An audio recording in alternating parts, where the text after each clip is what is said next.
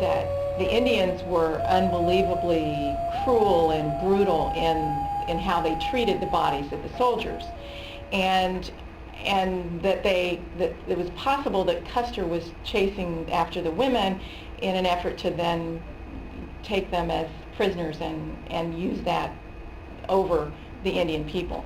And so I did some research to find information to give you a little more background. And I think that one of the things, for the most part, that was the first time I'd seen that documentary.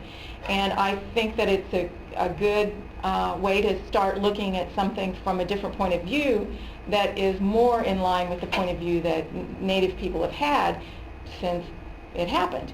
But I also think that they were not quite doing what they should have done when they didn't give you a better background on why the Indians were ready this time. And the two things that had happened just before, or within a few years before this, one is in 1861, and the Custer Battle was in 1868.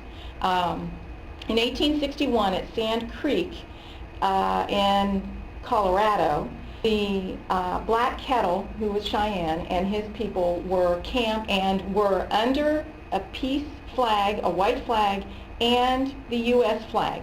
So that it was a peaceful camp of mostly older men, women, and children. And John Shivington, who was military, U.S. military, and his men came into that camp and slaughtered. And they even call this, even the U.S. government calls it a massacre now. They call it the massacre at Sand Creek. Slaughtered Indian women, children, and there were some warrior type people, but it was mostly old people, women, and children. According to congressional testimony, many of the victims had been mutilated. One warrior's scrotum had been cut off, and then they found later that it had been made into a tobacco pouch for a soldier. And women's, and this is plural, women's vaginal areas were cut out, and the children were shot in the back as they were running away or beaten to death. So there's a background for Indian people to want to finally retaliate. That was one thing, one of these, the two incidents that led up to this. The second was in 1868, so it's the same year as the Custer Battle, at the Washita River in Oklahoma, what's now Oklahoma.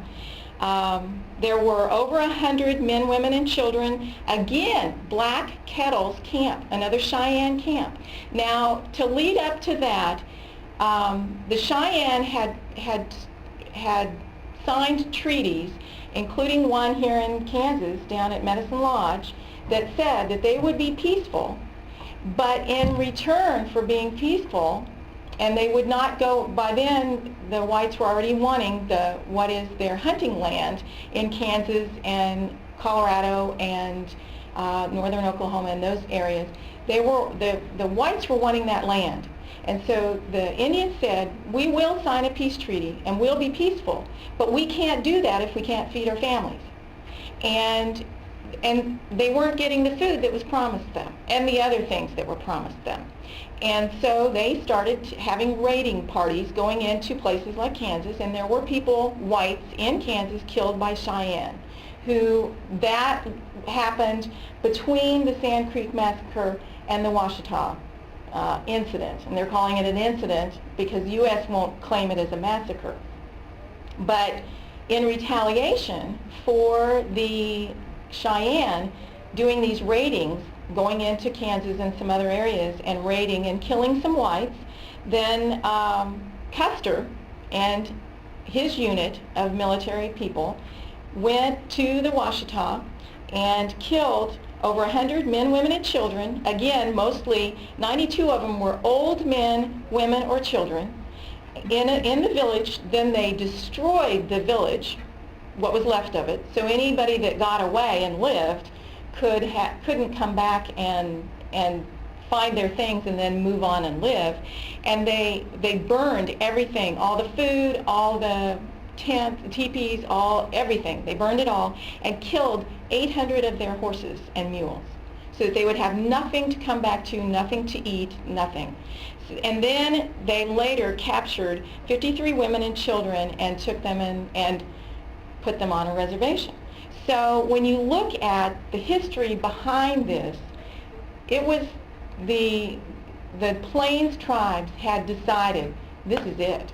We're gonna do something, and especially about these military men who are just coming in and wiping out what to the Indian people in the past had been considered off bounds, the women and the children and the old people, that you don't just go in and slaughter them all. So that I wanted you to have a little bit more of that history. And the other thing that I heard yesterday on National Public Radio, I was sitting at my desk yesterday evening, and I heard the story about how they have found the oldest observatory in the Americas. Did you hear this?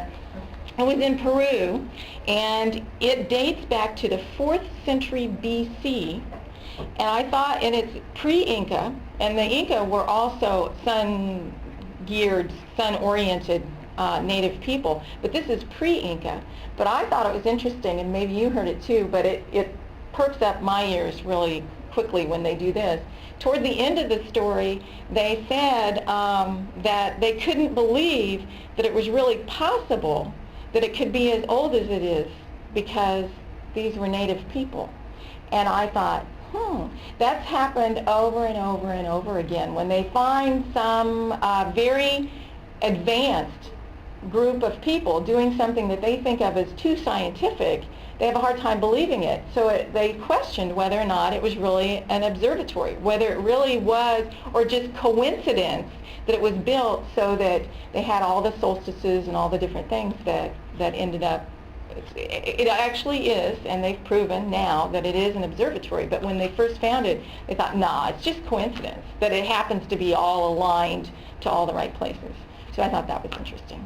So anyway, if you have any more questions on any of the stuff about the Custer and the Sand Creek and the Washita, if you get online, there's quite a few different places, even government sites that talk about what happened.